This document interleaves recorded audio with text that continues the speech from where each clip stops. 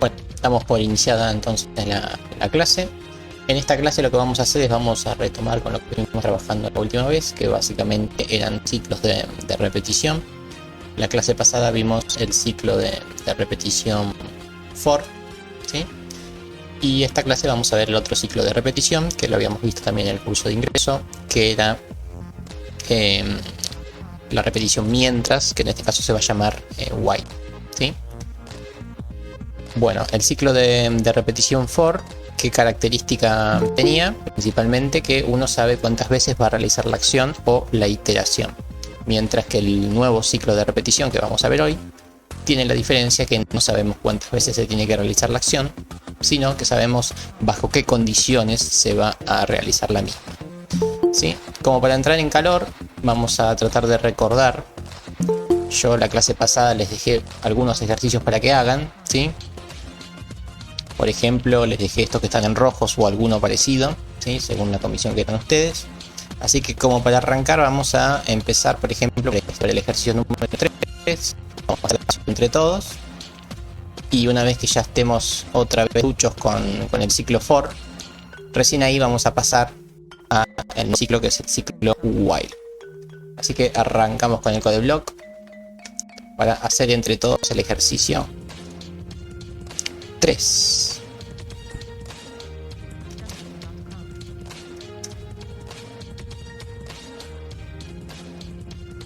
Bueno, ahí estamos con la consigna del ejercicio 3, ¿sí? Básicamente el ejercicio de números primos, donde, perdón ahí las demoras, sigo aceptando gente.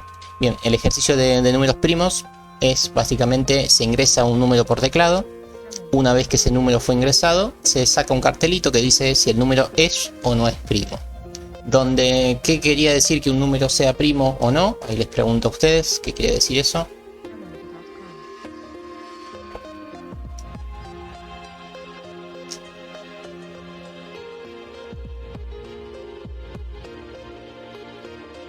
Bueno, sí, efectivamente, ¿no? Un número es divisible por sí mismo cuando es divisible solamente por uno y por sí mismo, ¿sí?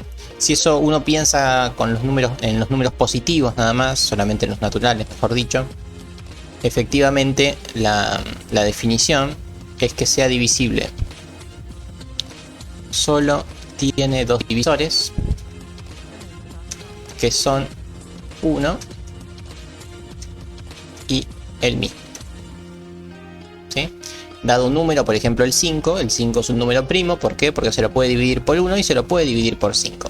No hay otra opción, solamente tiene dos divisores. O una definición bastante más formal, otra definición aún mejor, es que un número es primo si y solo si tiene 4 divisores, ¿sí? Esta es la mejor definición de un número primo.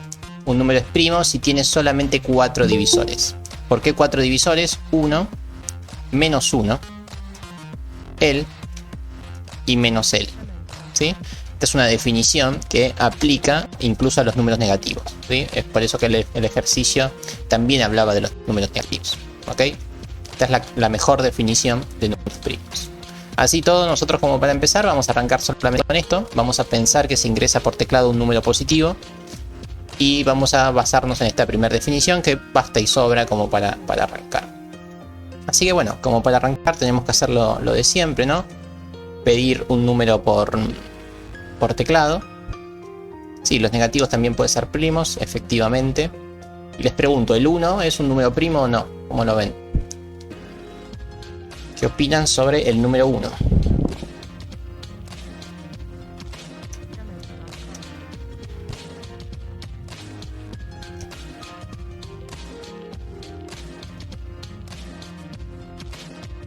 Efectivamente, la respuesta correcta es la que dijeron desde Martín para abajo. No es un número primo, efectivamente, porque no tiene dos divisores. Solamente se puede dividir por él, ¿sí? Solo por 1 y si querés por menos 1, pero no cumple la de los dos divisores y mucho menos la de los 4 divisores, ¿sí?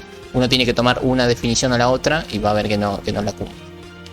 Así que el 1 no es un número primo, por ende si ingresamos 1 nos tiene que salir no es primo. Bien, ingresar un número. Lo escaneo con el scanf. En este caso es un entero, así que máscara de enteros, ampersand número.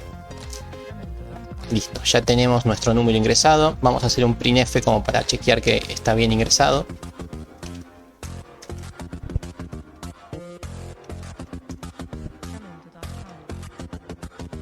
El número dado es tanto.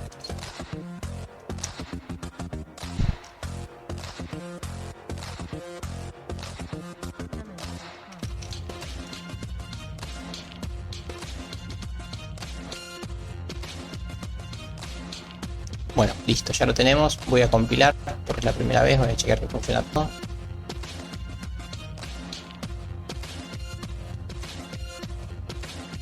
Vamos a ingresar un número, el 6. El número dado es 6. Perfecto, listo. Está todo funcionando genial. Así que, bueno, arranquemos. Ya tenemos el número que alguien ingresó. No importa cuál es, tenemos que decidir si es o no es primo. ¿Cómo haríamos eso? ¿Cómo les parece que lo podemos hacer?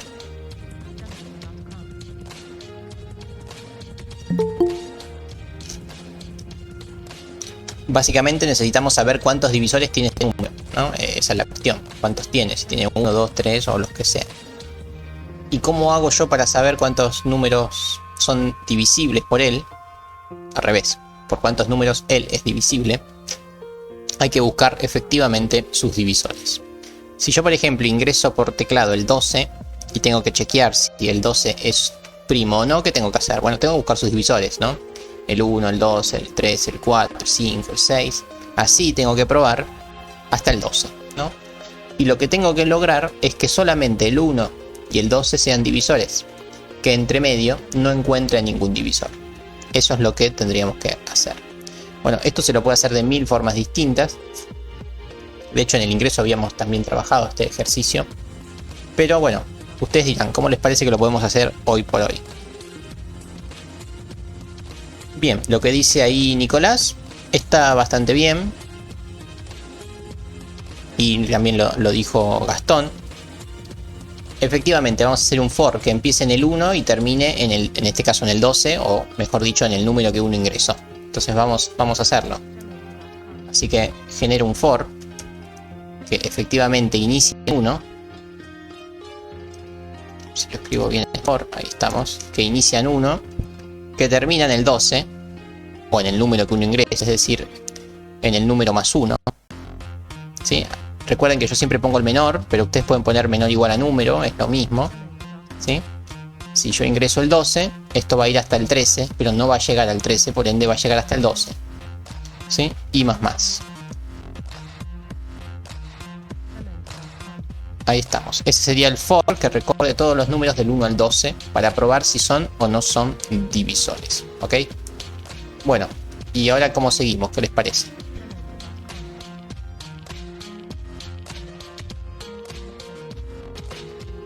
Efectivamente necesitamos un if, ¿no? Chequear que se cumpla alguna condición con estos números, ¿sí? Entonces vamos a poner si el número es divisible por el iterador. Eso se hacía con un igual a 0, con la congruencia en módulo o con el resto de la división, o con el porcentaje en C. Entonces ponemos la condición. Si el resto de la división entre número e i es 0, quiere decir que son divisibles. Y ahí estamos. Bueno, ¿y qué hago dentro del if? Correcto, lo que habría que hacer dentro del if es justamente ir contando la cantidad de divisores que tenemos, ¿sí? Por ende, si tenemos que ir contando, vamos a necesitar en algún momento un contador de divisores.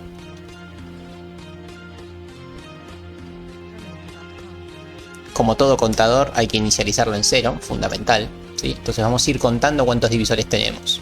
Inicialmente no tenemos ningún divisor, así que lo inicio en 0 y luego pasamos a contar. Se lo puede hacer de la forma tradicional.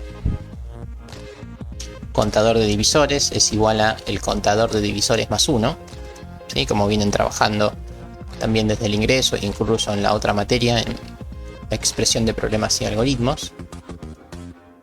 O en su defecto, con la notación abreviada, podrían poner contador de divisores más, el que más les guste a ustedes.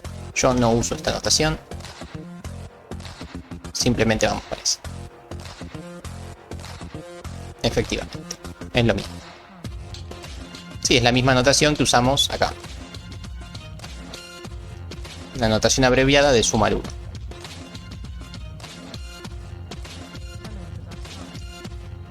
Y efectivamente el if ya está cerrado, ¿no? Acá está cerrado el if. Lo único que hacemos en el if es chequear cuántos divisores tenemos. Y bueno, ya estamos. Luego, ¿qué les parece que hay que hacer?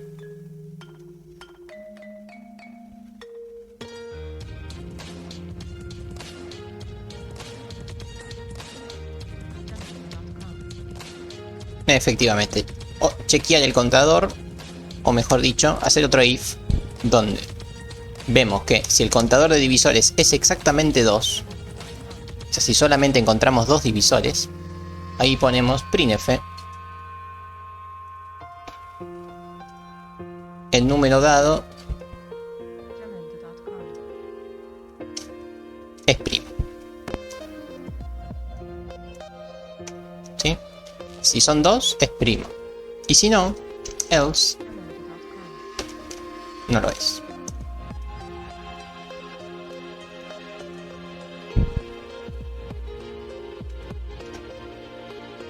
No es primo. Y ahí estamos. Y bueno, listo. Con eso ya estaríamos, creo yo. Vamos a probarlo.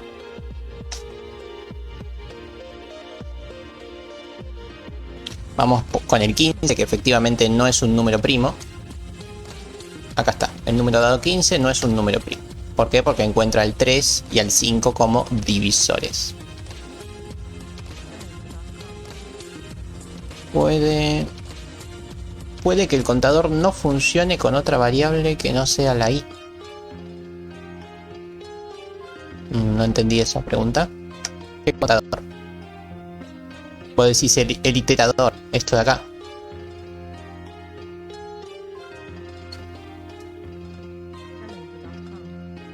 Vos decís que si yo pongo acá otra cosa no funciona. ¿Eso? No hay problema. Pones cualquier cosa. Decís que esa cualquier cosa sea menor a lo que era. Le sumás 1 a esa cualquier cosa. Y dividís por la cualquier cosa y efectivamente funciona.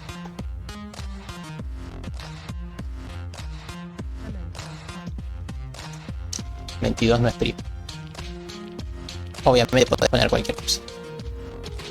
Cualquier cosa que represente lo que estás haciendo. ¿Sí? No hay problema con eso. Es una variable más que se suele llamar i, pero cuando hagamos algún ejercicio más interesante van a ver que yo ya les pongo un nombre más representativo y no tan genérico como la i.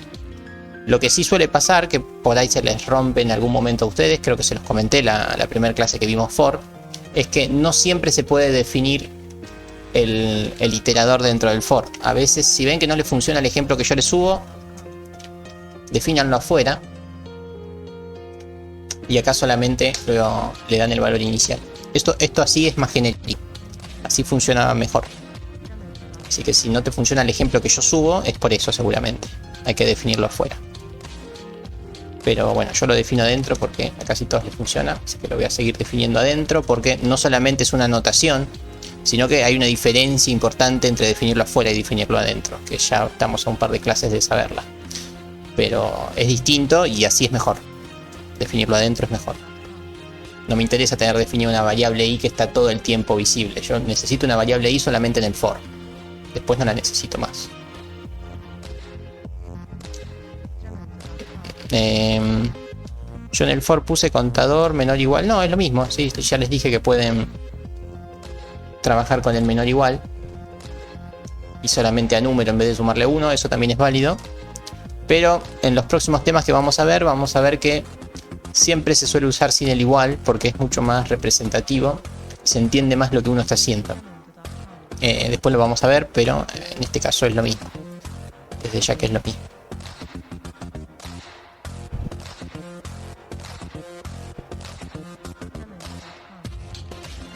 No entendí la condición del for. Bueno, vas a ir probando con todos los divisores entre el 1 y el 12 para ver cuántos son los que efectivamente permiten dividir al número por ese número, ¿sí? Entonces voy a ir probando del 1 al 12 o al número que uno haya ingresado. Y es lo que estoy haciendo acá. Empiezo en 1 y termino en el número que ingresé. ¿Sí? Es por eso que voy recorriendo cada uno de los números y chequeando si ese número es divisible por el iterador.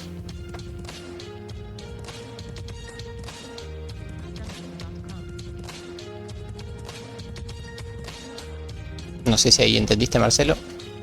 Hace eso, va probando con todos los divisores del 1 hasta el número que ingrese. ¿Por qué puse número más 1? Porque puse menor, no puse menor igual.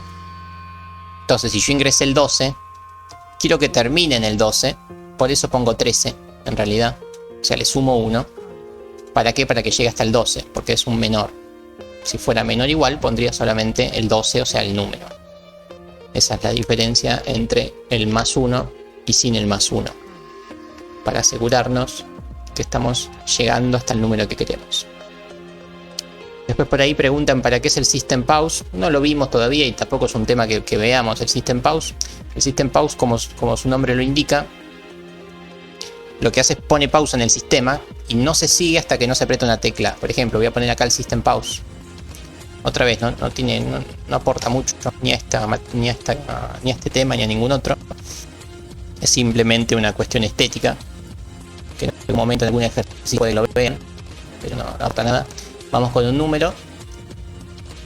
Esto es el System Pause, que no hace nada hasta que no apretas una tecla. Apretás la tecla y sigue con la ejecución. Es eso. Respondiendo a algo que preguntaron por ahí. No lo suelo usar mucho. En algún momento se los pongo en algún ejemplo para que tengan tiempo de ver qué se está haciendo y pensando un poco por dónde van, pero nada más. El I++ funciona así, como les comenté acá. I++ quiere decir contar 1. Si te fijas en la clase pasada, ahí se los explico bien con los ejemplos. I++ es la notación abreviada de sumar 1. Es justamente la notación abreviada de paso 1 o sumar 1. Lo pueden usar tanto en for como en donde sea. Si cada vez que tengan que sumar 1 pueden poner más.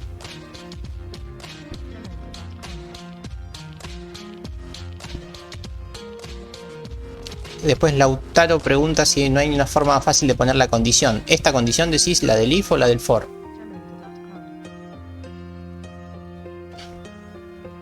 Eso no te entendí.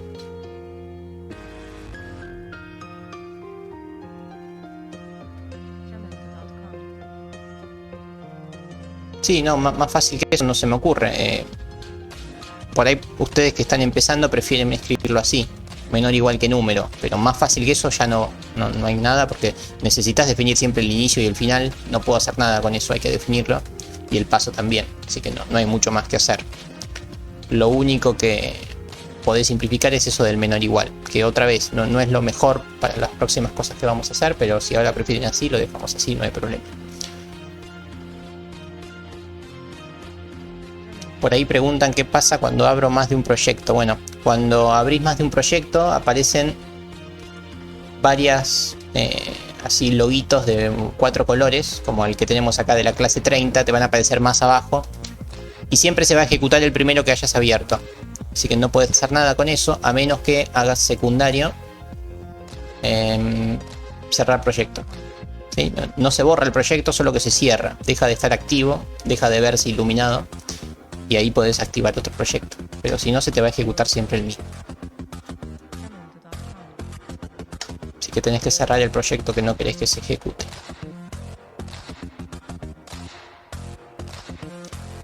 Bueno, bien. Ya tenemos entonces lo de números primos. Bien. Ya pudimos resolver el problema de números primos para números positivos. Pero ¿qué pasa si yo vengo acá y en vez de ingresar un número positivo, si en vez de ingresar el 22, ingreso el, qué sé yo, el menos 3? Les pregunto, ¿el menos 3 es primo o no es primo? ¿Cómo lo ven?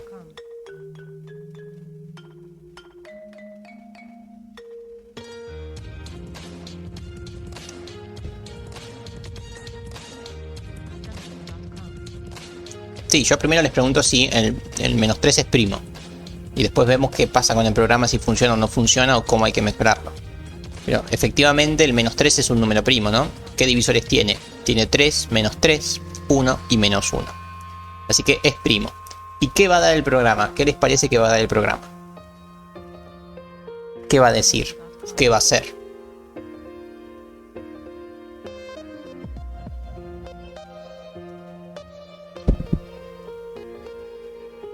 Bueno, falso no va a dar porque no existe el false en C, así que no va a dar false. Efectivamente lo que va a dar es que no es primo. No es primo. Bueno, ¿y por qué da que no es primo? ¿Qué es lo que falló? Les pregunto a ustedes. ¿Por qué da que no es primo si en verdad es primo? Bueno, ahí ya lo comentaron. Pero al for se entra solamente si la i está entre 1 y el número, ¿sí? O sea, la i tiene que ser un número entre 1 y el número. Y el número es menos 3, o el número que yo ingresé era negativo, por ende la i no cumple esa condición, por ende nunca se entra al for, por ende el contador queda en 0, por ende estamos acá. Así que nunca se entra al for al poner un número negativo. Ese es el gran problema. ¿Se entendió eso? No se entró nunca al for porque yo ingresé un número negativo. Y que el número sea negativo hace que no se cumpla esta condición. Por ende, ya dije mucho por ende, pero bueno. Efectivamente, si el número es negativo, no hay forma de entrar a este for. ¿Sí? No se cumple que la i sea menor que el número, así que no se puede entrar al for. O sea, el programa funciona, pero no entra el for. O sea, no hace lo importante, no hace la parte más importante del algoritmo, no la realiza. Bueno, ¿cómo solucionamos eso para que también funcione con los números negativos? ¿Qué les parece que hay que hacer?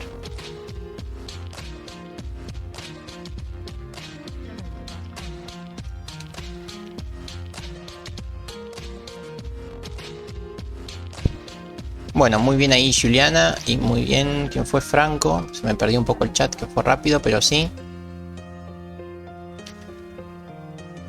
Ok, ahí Hernán dice poner el módulo del número. El módulo del número no está definido en C, no se puede poner el módulo, salvo que importes otra librería, pero no es la idea de estos ejercicios así tan básicos. Lo de Bruno, ahí ya iniciarlo en menos 10 tampoco tiene sentido, ¿no? Porque no sabes qué número va a ingresar, por ahí alguien ingresa el menos 500. Así que el menos 10 no te sirve. Pero bueno, todas las otras preguntas y respuestas estuvieron más o menos bien. Bueno, hay varias formas de encarar esto, ¿no? Una de las primeras formas sería iniciar el contador en el número. O sea, pensemos que es negativo. Si es negativo lo inicio en el número, que justamente es negativo. Y lo termino en menos el número, que eso da positivo. O sea, por ejemplo, si ingreso el menos 22, inicio en menos 22. Y termino en 22, ¿sí? Y cuento todos los posibles divisores y ahí espero un 4 en vez de un 2, ¿sí? Esa sería una de las posibles divisores. O sea, cuento entre todos los números, tanto el negativo como el positivo, y me fijo que haya 4 divisores. Esa es una posible división, una posible solución. El problema de esa solución es que no pueden dividir por 0, así que tienen que hacer un for que vaya del negativo hasta el positivo, pero salteándose el 0. O sea, no pueden dividir por 0, así que ni siquiera tienen que probarlo. Entonces, esa es una solución con ese cuidadito. La otra solución que habían dicho me gusta bastante más, que es una vez que se ingresó el número, vamos a chequear, se verifica si es negativo o no. Entonces, si el número que ingresó esta personita es negativo, o si es menor que 0, ¿qué hacemos? Ahí muy bien lo había dicho Juliana primero. Si el número es negativo, en la variable número lo que hago es guardo a la variable número, o sea, lo que ya teníamos, pero lo multiplico por menos 1. Entonces, si alguien ingresó el 22, el menos 22, perdón, al menos 22 lo multiplica por menos 1, eso me da 22 positivo. Y eso hace que el algoritmo ya funcione. ¿Sí? Entonces, esa es una posible solución. De esa forma podemos evitar ese problema. ¿Sí? Podemos guardarlo incluso en otra variable. Por ejemplo, bueno, si lo dejamos así ya funciona, solo que hay un problemita que es lo siguiente. Ahí les muestro. Así como está con esta opción ya funciona. Vamos a ingresar un número. Voy a ingresar un número primo negativo, menos 11, y esto tiene que dar justamente primo. Y ahí está, es primo. Pero ¿cuál es el problema de la ejecución? Está bastante bien, ¿no? Ya resolvimos el problema principal, ya lo logramos. Pero así todo hay algo que podemos mejorar. ¿Qué les parece que es? Que me lo muestra positivo, ¿no? Porque me cambió el valor. Justamente me cambió el valor. Entonces lo que podemos hacer es definir otra variable, si quieren. In no sé, a ver, tope for. O sea, el valor máximo del for, ¿no? Si el número es negativo, hacemos que el tope del for sea justamente esto que tenemos acá. O sea, el número cambiado de signo.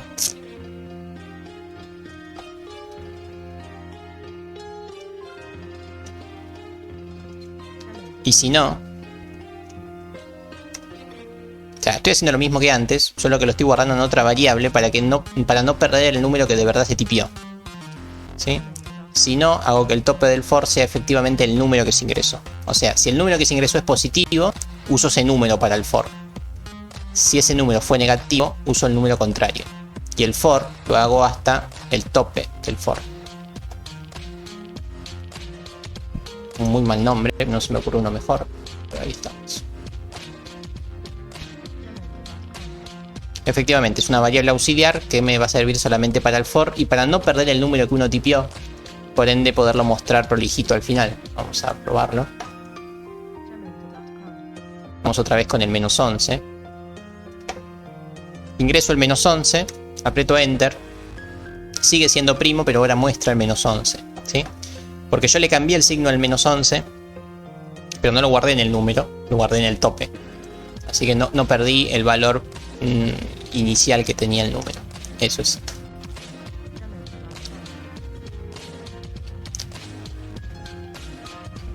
Tope de for más 1, sí, efectivamente, por el mismo razonamiento que antes. Es menor. Si es menor, tengo que pasarme en 1. Si no, tengo que poner menor igual. ¿Sí? Lo mismo que estuvimos hablando antes. Ahí, es lo mismo. Como quieran. Es lo mismo, el mismo razonamiento que hicimos antes. ¿Ok? Bueno. Con eso ya estamos como para el repaso de for. ¿Sí? Eso era lo que tenían que hacer la clase pasada. Más o menos. ¿Sí? Lo pudieron haber hecho de 1000 formas distintas. Pero bueno, esta es una que me parece bastante simple y compacta. Bueno, eso en cuanto a bucle for. ¿Cómo hizo el if? Bueno, el if no lo cambié, lo hice igual que antes. Si el número es divisible por el iterador, o sea, si el resto de la división por el iterador es 0, cuento la cantidad de divisores. Cada vez que encuentro un iterador que me permite dividir al número por ese valor, voy sumando 1 a la cantidad de divisores. Y con esa cantidad de divisores, luego decido qué cartel poner al final del algoritmo. Entonces, con eso estamos como para terminar ese ejercicio. Perfecto. Bueno, dicho esto, podemos pasar al nuevo ciclo de repetición, que es el while.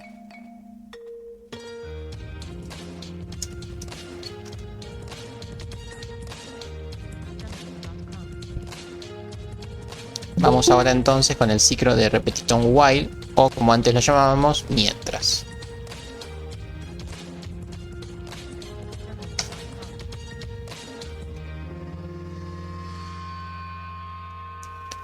Bueno, primero vamos a hacer un ejercicio típico que hacemos siempre, ¿no? Vamos a definir, si lo escribo bien es mejor, un flotante que se llame altura. Y ya que estamos, vamos con un char que se llame nombre, siempre igual, no soy muy creativo con los ejercicios, ¿no? Y justamente lo que vamos a hacer es pedir que alguien ingrese la altura.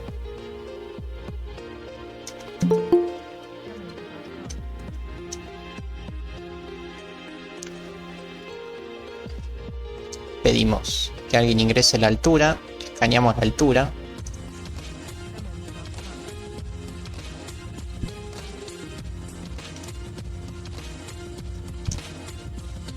Listo, ahí tenemos la altura, me falta acá un corchete. Y hacemos lo mismo pero con el nombre.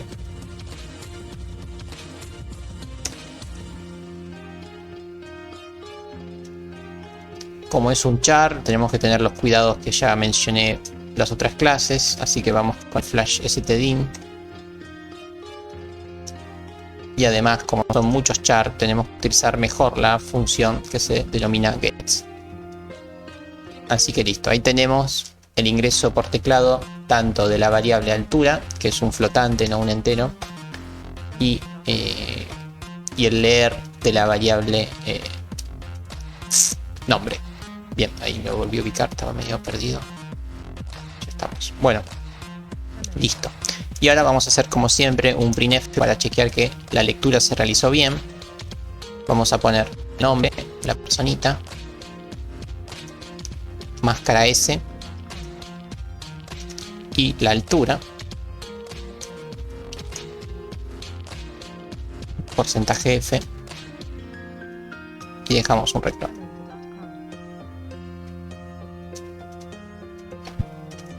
El nombre lo saco de nombre y la altura la saco de altura. Y ya estamos. Vamos a probarlo.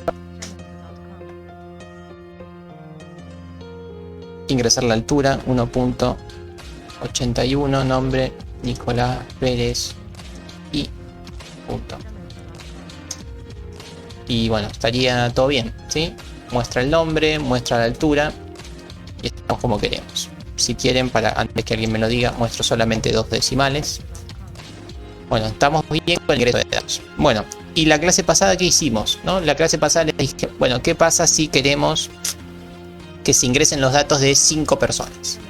¿No? Si queremos ingresar los datos no de una persona, sino de 5, ¿qué teníamos que hacer?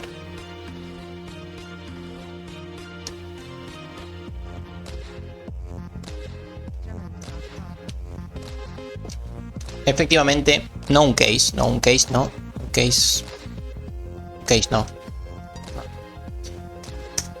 Lo que teníamos que hacer era un for que inicializa en 1 y termina en 5 o en 6 o en lo que sea, ¿sí? Entonces de esta forma hacemos que esto se repita 5 veces, ¿sí? De esta forma pedimos a 5 personas. Bueno, eso es si sabemos cuántas personas queremos. Pero no es el caso. Ahora lo que vamos a hacer es vamos a pedir personas. Pedir personas. Me cuesta mucho escribir y hablar y leer el chat. Soy muy malo con esto. Bueno, vamos a pedir personas, pero no sabemos cuántas. Solamente sabemos que vamos a pedir personas hasta que alguien mida más de 2 metros. Entonces va a venir una persona que si mide menos de 2 metros no me alcanza y viene otra. Si mide menos de 2 metros no me alcanza y viene otra. Y así vamos a estar hasta que venga alguien que mida más de 2 metros.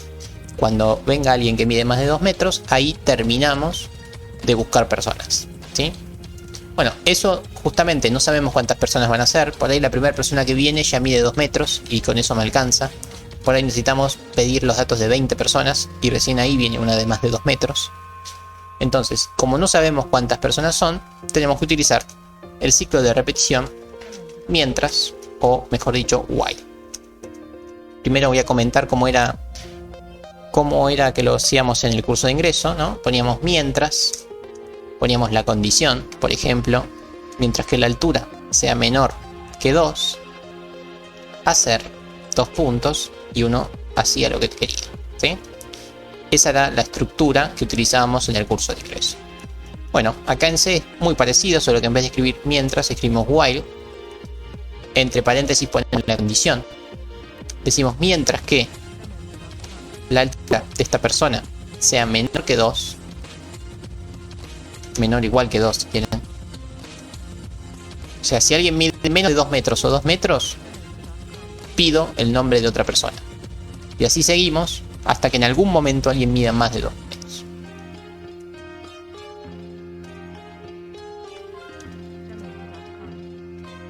Ahí estamos. Entonces, esto se va a ejecutar mientras la altura sea menor que 2. Una vez que venga alguien y pise al valor de altura con un valor mayor que 2, se va a dejar de ejecutar el while, ¿sí? ¿Se entiende el concepto más allá de que todavía no lo ejecutamos, que ni siquiera lo probamos? Pero se entiende la idea. Esto no sabemos cuántas veces se está ejecutando, sino que sabemos que se va a ejecutar hasta que la altura sea menor que 2. Obviamente en el while, así como trabajábamos en el ingreso, podemos poner operadores lógicos, el i, el o, combinaciones entre ellos, operaciones aritméticas, podemos probar con congruencia en módulo, lo que quieran. O sea, pueden trabajarlo con todo lo que venimos trabajando.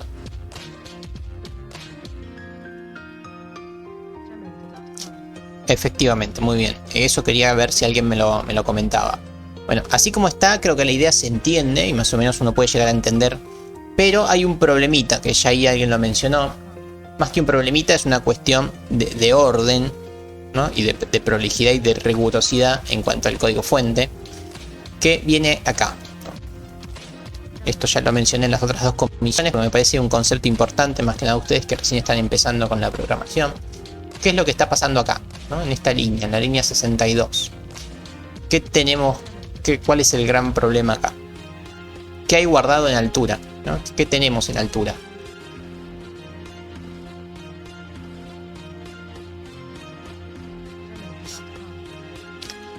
A la altura recién la declaramos, ¿sí? Declarar una variable quiere decir que estás conociendo la variable por primera vez. Es como que compraste una variable del tipo float que se llama altura, ¿sí?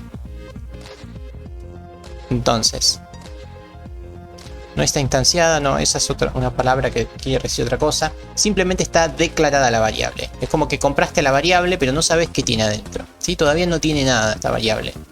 ¿Y qué quiere decir que no tenga nada? ¿Qué hay guardado en altura en este momento?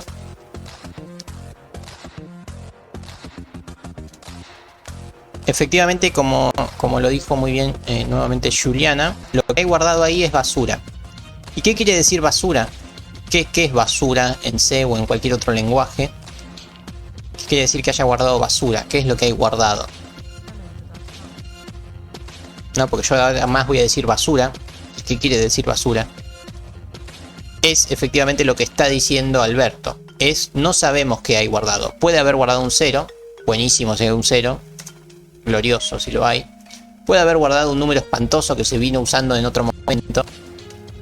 O puede haber guardado, qué sé yo, un 2. No sabemos lo que hay guardado. Por ende, por eso se llama basura. Porque es algo con lo que uno no tiene control. Como que uno va al Garbarino, se compra una heladera, la trae a la casa. ¿Y qué hay adentro de la heladera? No sé, nunca la abrí, nunca la usé. Yo supongo que está limpita y vacía, pero por ahí hay un fajo de dinero, por ahí hay una rata muerta, o qué sé yo, no sé. Puede haber cualquier cosa, no lo sé, nunca la usé. Alguien en algún momento por ahí la abrió antes que yo, pero yo no. Entonces no sé lo que hay. Esto es igual. Yo acá, cuando estoy declarando una variable, estoy reservando una porción de la memoria de mi disco para esta variable. Pero yo no sé si anteriormente no abrí el Facebook, no me descargué una imagen y esa imagen no usó justo esa porción de memoria y por ahí justo había algo. Entonces, como no lo sabemos, eso es basura, no sabemos lo que hay. Bueno, efectivamente, como sabemos lo que hay, cuando uno viene al while, está comparando basura menor que 2. ¿Qué va a dar eso? Basura menor igual que 2. ¿Qué les parece que va a dar?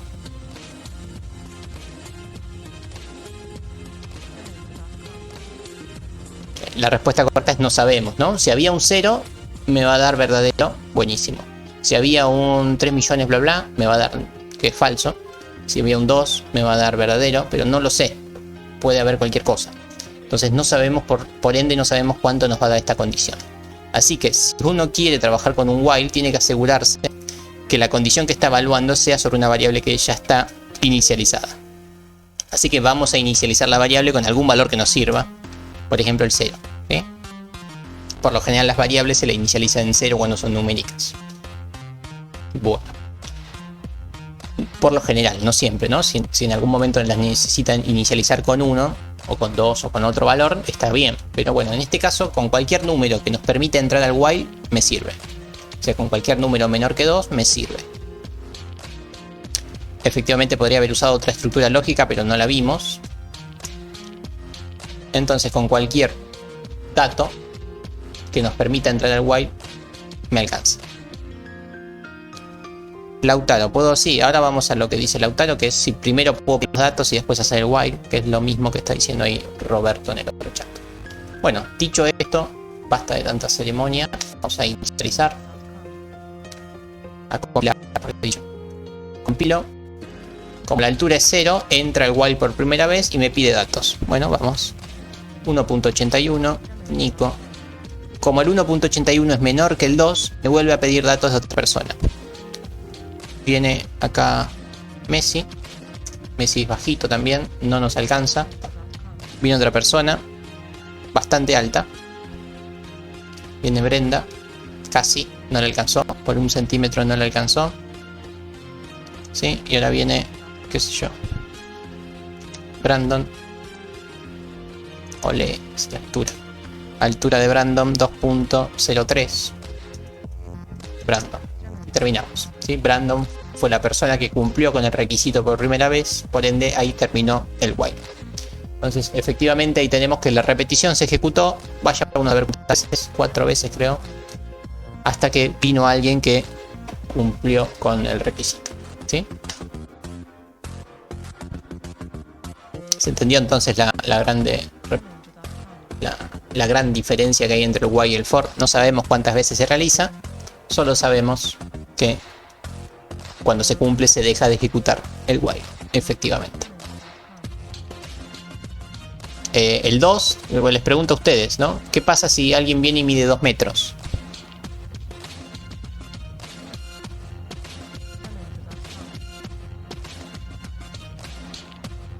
Se sale del for, no hay ningún for, así que ojo. Se termina. Bueno, no, bastante mal, de hecho. Yo puse menor igual que 2.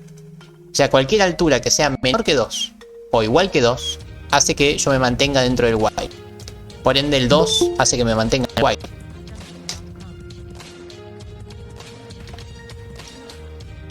Vamos con Brandon, pero un par de años después ya se empezó a encoger.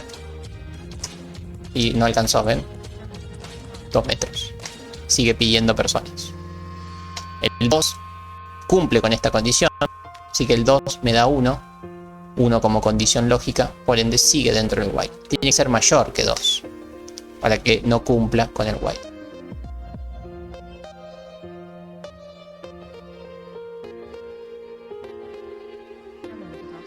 ¿Vamos bien ahí con eso?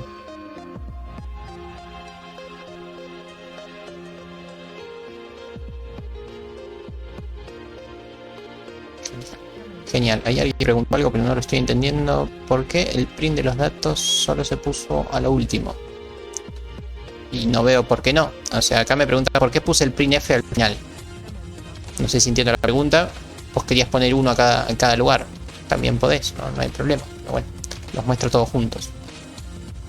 Genial, con eso estamos bien.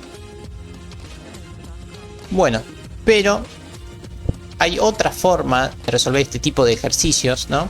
Si yo estoy esperando, ¿no? Si yo trabajo en un parque de diversiones donde queda un solo asiento disponible y bueno, el juego es para mayores de 2 metros, un juego importante, ¿no? Debe ser bastante peligroso si es para gente tan alta, ¿no? Me queda un solo puesto y necesito llenar ese lugar con alguien que mida más de 2 metros. ¿Qué pasa? Bueno, yo necesito que venga alguien urgente, ¿no? Entonces, muchas veces necesito que por lo menos la primera vez alguien venga para chequear la condición. O mejor dicho, como alguien mencionó por ahí, es posible ejecutar esto mismo con una variable que uno no sabe de dónde viene. A ver, cuando la variable altura uno la definió para el ejercicio, ya sabemos que no hay nada y ya sabemos que la podemos pisar con otro valor, no hay problema con eso. Ahora, ¿qué pasa si esta altura venía de 500 líneas de código arriba, ¿no? Supongamos que todo esto lo hicimos con altura. ¿Y qué sé yo qué hay guardado en altura? ¿Y qué sé yo si en altura no hay una variable importante que yo no quiero cambiarle su valor? ¿Sí? Entonces no puedo venir acá y decir, la altura vale 0. ¿Sí? Muchas veces uno no puede simplemente pisar el valor de la altura y punto. ¿Sí? ¿Por qué? Porque no sabemos para qué la usamos. Entonces aparece una modificación del while, que es justamente, como bien dijo alguien por ahí, el do while. Vamos a ver qué es el do while. El do while es casi que lo mismo, solo que la primera vez el do, ¿sí? El do es hacer, ¿sí? Vamos a hacer esto mientras, y ahí ponemos la condición, la altura sea menor o igual que 2. ¿Cuál es la diferencia de esto?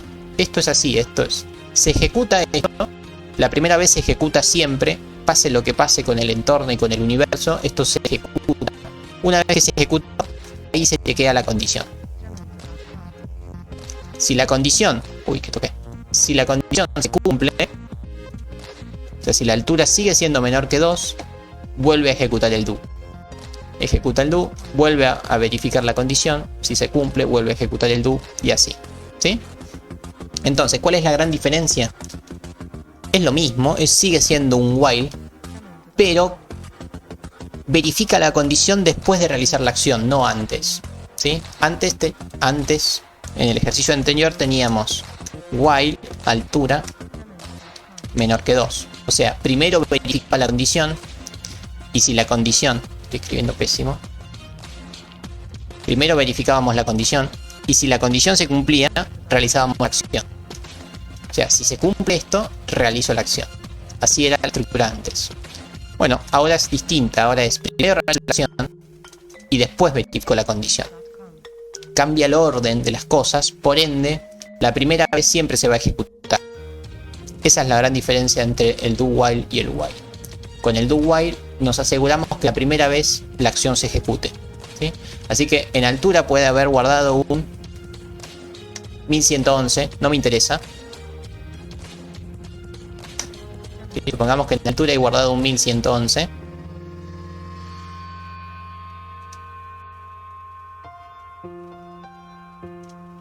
Hay guardado un 1111 y sin embargo se ejecuta la acción. ¿Por qué? Porque el do se ejecuta siempre al principio. Así que altura, ahora sí, la altura de verdad, 1.33, Nico. Ahí sí, entró con el 1.33, Nico. Ahora verifica la condición, 1.33 es menor que 2. Por ende me vuelve a pedir los datos. Y bueno, vamos a terminar. Me zarpé, bueno, no importa. Vamos con Agustín. Y ahí sí termina. ¿Sí? ¿Se entendió la diferencia? No hay mayores diferencias que esa. El do while ejecuta la acción la primera vez y después verifica. Y después de ahí en más funciona igual que el while. Ya no hay mucho más que decir. La gran diferencia es solo esa. El do while ejecuta por primera vez. El while solamente ejecuta si se cumple la condición. Pero más allá de eso no hay mayores diferencias. ¿Estamos bien hasta ahí?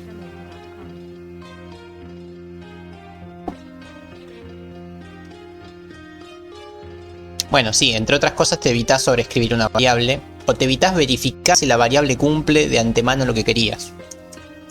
¿Sí? Esa es una de las virtudes. Si ingresas 2.3 al principio no hay problema. Vamos a hacerlo.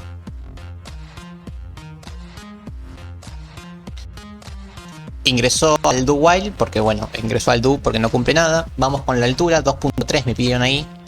Bastante alto el señor, pero no importa. Vamos con Brenda. Y terminó, ¿no? Ejecutó con el do, verificó y no cumple más, así que no vuelve a ejecutar. Ya está. Eso es lo que hace.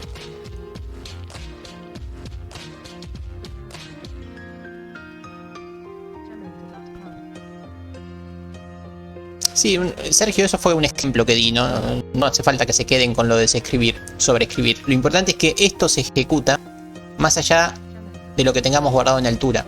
De hecho, mira, ahora en altura tengo guardado basura y sin embargo esto se ejecuta igual. ¿Por qué? Porque no verifica nada de altura, simplemente lo hace. Entonces, en altura yo puedo tener guardado cualquier cosa y esto se va a ejecutar igual.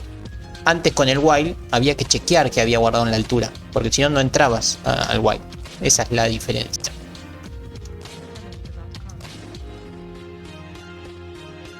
Perfecto. Bueno, genial. Con eso ya estamos con el do while y el while.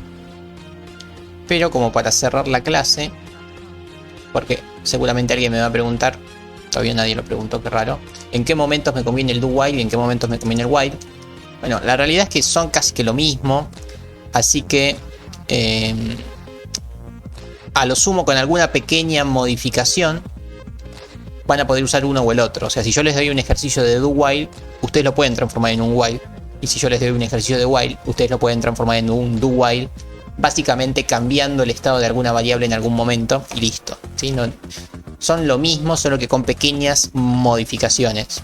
Así que en líneas generales pueden usar cualquiera de los dos siempre. Pero hay ocasiones en las cuales el do while es mejor. Por ejemplo, cuando uno quiere realizar un menú. Así que el do while lo vamos a usar mucho cuando uno tiene que realizar un menú.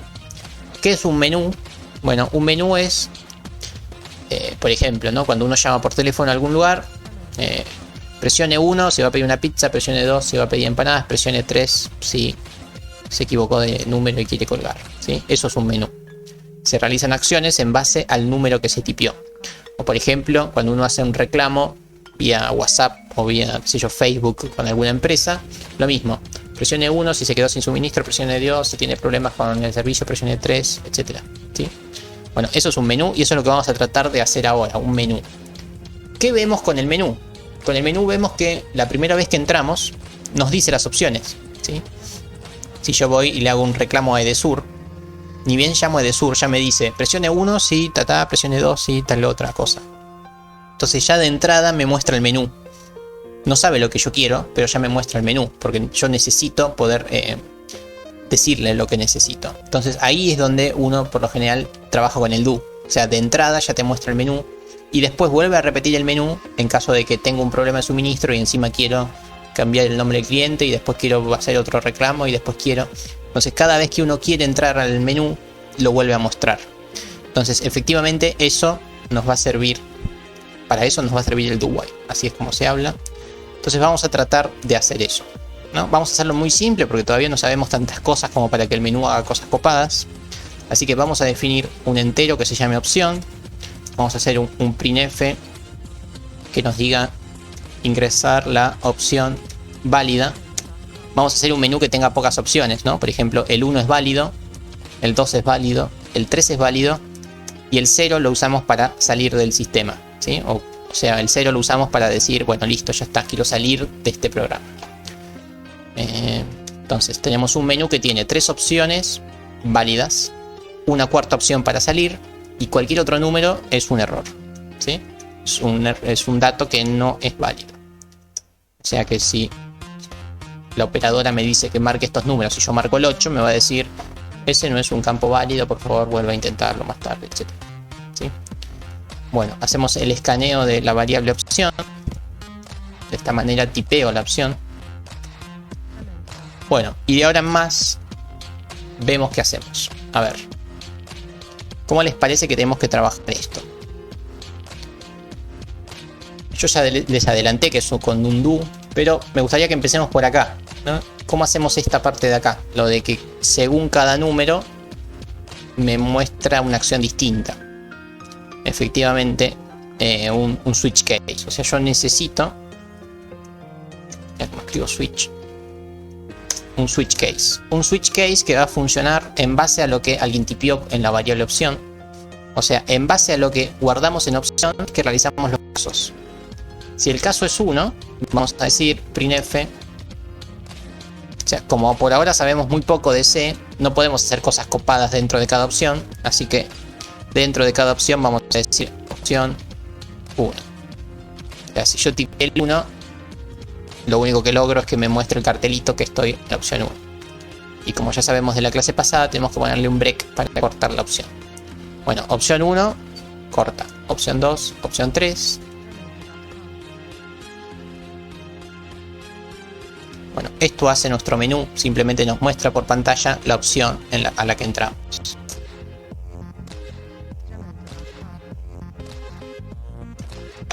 Y queremos otra opción, que es la opción 0,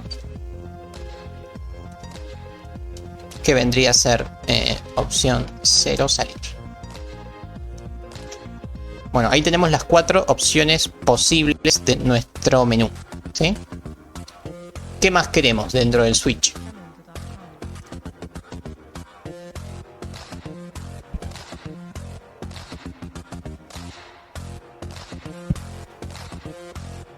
Efectivamente un error, ¿no? Si viene alguien y tipea al -8, queremos poner un valor por defecto, un default, que diga error.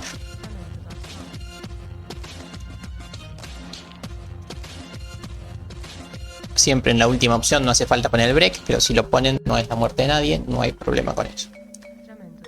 Bien, Bueno, así como está ya que me funciona, a menos que yo haya tipeado mal algo, pero así como está ya debería funcionar. Y acá lo tenemos, ¿no? Ingresar una opción 2. Opción 2. Está funcionando joya. Bien. Bueno, pero ¿qué tenemos que hacer? ¿Qué les parece que hay que hacer? Yo ingresé el 2 y funcionó. Vamos a hacer otra vez para que lo vean.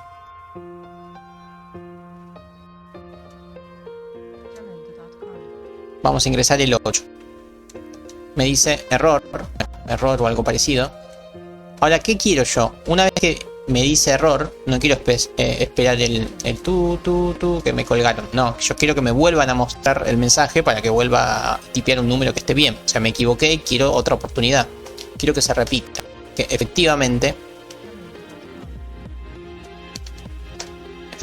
yo quiero que se repita todo esto. O sea, que me vuelva a mostrar las opciones si me equivoqué o si quiero realizar otra opción. ¿Cómo hacemos eso entonces? La primera vez yo quiero que me muestre las opciones, si no, no voy a saber qué tipear cuando llamé. Entonces, como bien dijeron por ahí, hay que poner un do para que esto se realice la primera vez. O sea, yo ni bien me comunico con la señora operadora, esto me lo va a decir. ¿Sí? Ni bien me comunico, me va a preguntar esto y lo voy a guardar en opción. Me va a mostrar el resultado de mi ejecución. Pero justamente queremos que esto se repita muchas veces. O sea, queremos que esto se repita mientras. ¿Qué cosa?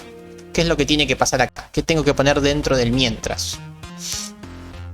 Muy bien, por ahí alguien lo dijo bien. Bueno, por ahí Franco dice: mientras la opción sea menor que 0 y la opción sea mayor que 3. Bueno, eso está mal en varios aspectos. Primer aspecto: no hay ningún número que sea menor que 0 y mayor que 3. No hay ningún número en los números reales que cumpla con esas dos condiciones a la vez. Así que eso está mal. Sé lo que quisiste poner, pero no sería así. Después dice que la opción sea mayor que 0 y que la opción sea menor que 3. Bueno, eso está mal, pero no tan mal como estaba antes. Antes estaba para un 1, ahora está como para un 2, así que fue la mejora. ¿Por qué? Lo último que dijiste está bastante bien, de hecho quería hacer alusión a eso. Que la opción esté entre 0 y 3 está casi bien, pero el 1.3 cumple con esa condición y sin embargo yo no quiero que se vuelva a repetir la acción, ¿sí? Ojo que estamos trabajando con enteros, pero si estamos guardando otro valor que justo no es entero, no queremos que se vuelva a repetir, ¿sí? Entonces lo que hay que poner efectivamente es lo que dijo alguien por ahí hace mucho en el chat, ya lo perdí. Bueno, alguien dijo que la opción tiene que ser menor, distinta de 0. Ahí Gastón fue el primero que lo había dicho. Entonces, esto se va a ejecutar mientras que yo no apriete salir. O sea, el menú deja de ejecutarse cuando yo aprieto salir. Si yo no apreté salir, voy a seguir en el menú. Entonces, mientras la opción sea distinta de 0, así se escribía distinta de 0, o en su defecto pueden poner igual a 0, pero negado, como quieran, punto y coma. Entonces, mientras que la opción no sea 0, ejecuto el do una y otra vez. La primera vez entra el do sin problemas y el do se vuelve a entrar mientras que la opción marcada no sea el 0. Veámoslo. Vamos con una opción 2. Buenísimo. Me vuelve a pedir que entre. Vamos con el 1 ahora. Vamos bien. Vamos con el 3. Vamos bien. Vuelvo a apretar el 1. Vamos bien. Aprieto el 88. Vamos mal. Vamos con el 1 otra vez. Vamos bien. Y ahora aprieto el 0 y debería salir. Impresionante. Sin precedentes lo logramos. Eso es un menú, ¿sí? Entonces esa es la estructura básica de un menú. Así que cada vez que les pidan realizar un menú, esta es la estructura básica de un menú, ¿sí? Lo vamos a usar muchísimo de acá a lo largo del año, pero ya tienen la estructura básica. Lo único que va a cambiar es que acá adentro va a haber cosas más complejas, ¿no? Pero el esquema de un menú es ese. ¿Y qué pasa si al elegir un número quiero que muestre otro? No sé si entendí. ¿Qué pasa si al elegir un número quiero que muestre otro? No estaría entendiendo la pregunta. A ver, vos al elegir un número haces lo que quieras. Yo acá puse que ponga 1.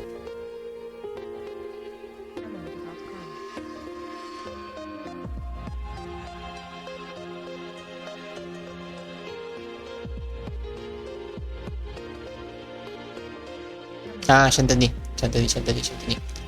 ¿Qué pasa si al elegir un número quiero que me muestre otro? O sea, una opción dentro de la otra. Bueno, eso también se puede hacer. Por ejemplo, si en la opción 1 te lleva a otro menú, ¿qué hay que hacer? Y lo mismo. Por acá preguntan, ¿qué pasa si en la opción 1 me deriva a otras opciones? ¿Y qué hay que hacer? Y bueno, no mucho más. Lo mismo, ¿no? No lo quiero hacer para no arruinar el código fuente, pero ya está. Una vez que saben hacer un menú, pueden hacer los que quieran. Vuelven a poner el print, vuelven a guardar en otra opción. Ponen el print, guardan en otra opción, no en la misma, ¿sí? Guárdenlo en otra variable por las dudas. Y vuelven a hacer un switch case. Todo lo mismo, ¿no? Toda la misma estructura que hicimos acá, solo que la hacen dentro de otra opción. Entonces, este menú deriva en otro. Y así, ¿sí? Pueden meter un menú dentro de otro sin problema.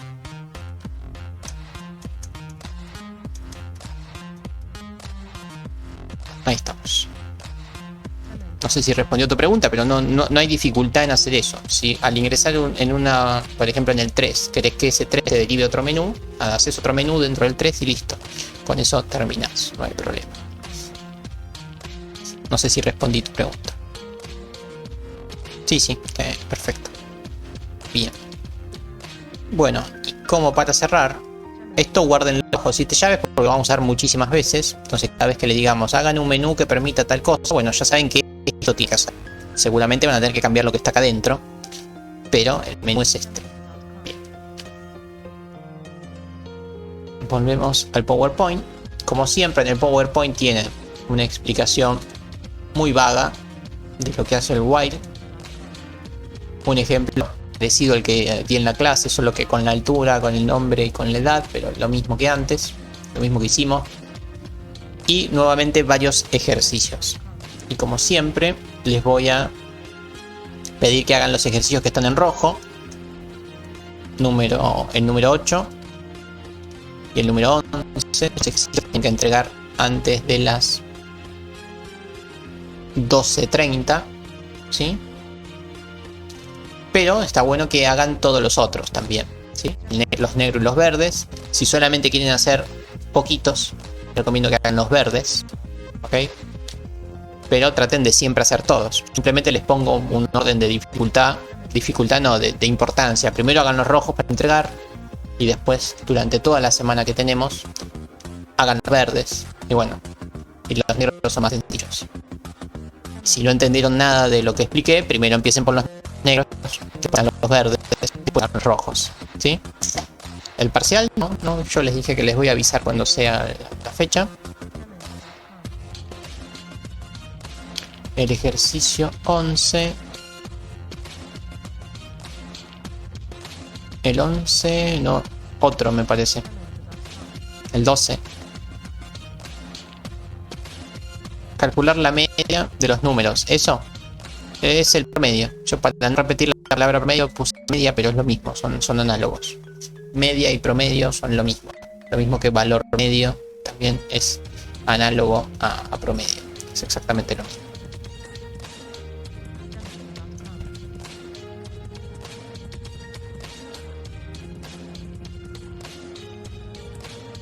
¿Cómo se hace el último ejercicio que dio la clase pasada? No tengo idea cuál es, a ver. Este. La prueba de escritorio se hace igual que en el curso de ingreso, exactamente igual. Haces a ver. La prueba de escritorio para el ejercicio 4. Reversar un número y calcular el factorial. Bueno, tenés que pocas tablas de ello. Tenés que poner la columna n y no mucho más. La columna depende cómo lo hayas hecho. La columna que muestra el producto entre los números, nada más. ¿Sí? Igual a como lo hacíamos en el curso de ingreso. Exactamente igual.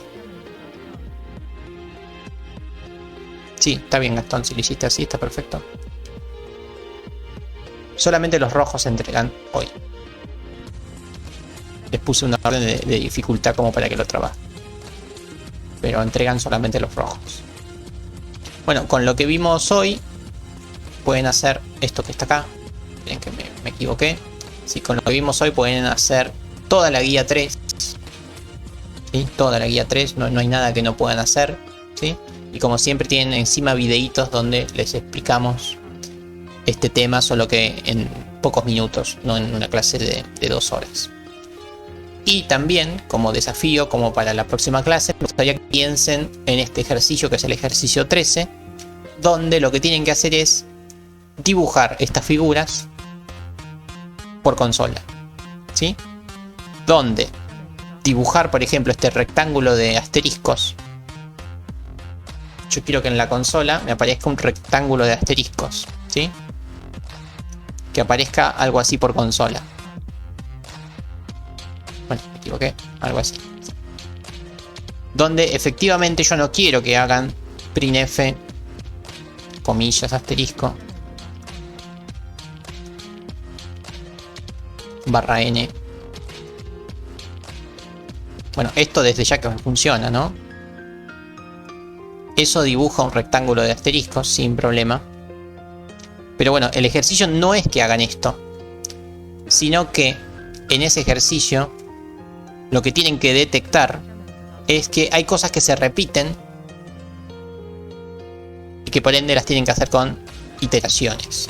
¿Sí? Acá, ¿cuál es la opción que se repite? ¿No? En el rectángulo de asteriscos, ¿qué cosa se repite? Bueno, según como uno lo piense, ¿no? Hay una opción que se repite que es dibujar 5 asteriscos 3 veces. Entonces, acá hay un for que va de 1 a 3 para dibujar los 5 asteriscos. Y además, el hecho de dibujar asteriscos está repetido 5 veces. Entonces, acá es como que hay 2 for.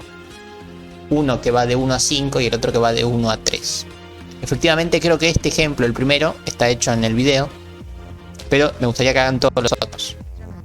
Entonces, efectivamente, estos ejercicios se resuelven utilizando for y while. ¿Sí? No vale poner muchas cosas en el printf.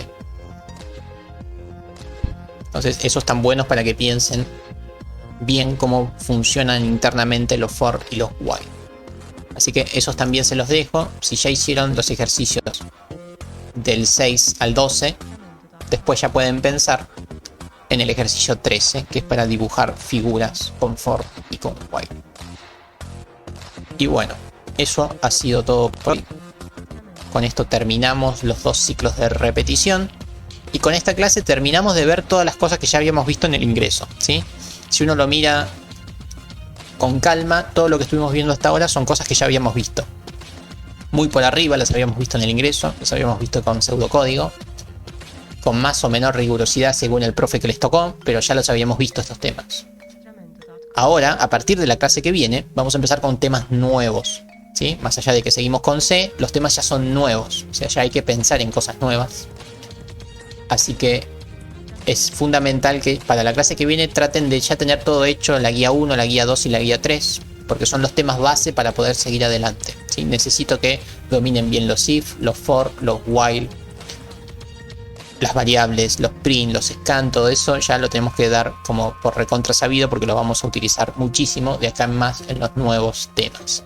Cuando es el parcial preguntan, todavía no lo sé, pero falta, ¿sí? Yo siempre espero a que los otros profesores pongan bien todas las fechas y en base a eso yo defino una fecha que esté separada de las fechas de las otras materias, así estudian exclusivamente para nuestra materia.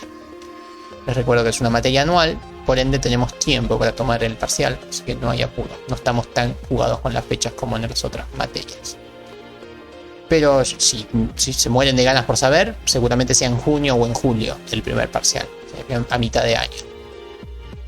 Y que sea a mitad de año quiere decir que todavía tienen tiempo para aprobar la materia, como para entender los temas, pero también quiere decir que van a entrar muchos temas, así que vean el lado bueno y el lado malo. Tienen como 2 meses todavía para el parcial, pero tienen como 2 meses de contenido nuevo, así que traten de no atrasarse desde ahora, porque se les va a hacer cuesta arriba. Pero bueno, cuando esté la fecha la van a tener en el campus visible en rojo gigante, así que no va a dar a la confusión. Y bueno, con eso sí, ya podemos cerrar la clase de hoy, a menos que tengan alguna otra consulta extra. Con eso terminamos la clase de hoy. Muchas gracias por estar presentes en el mismo.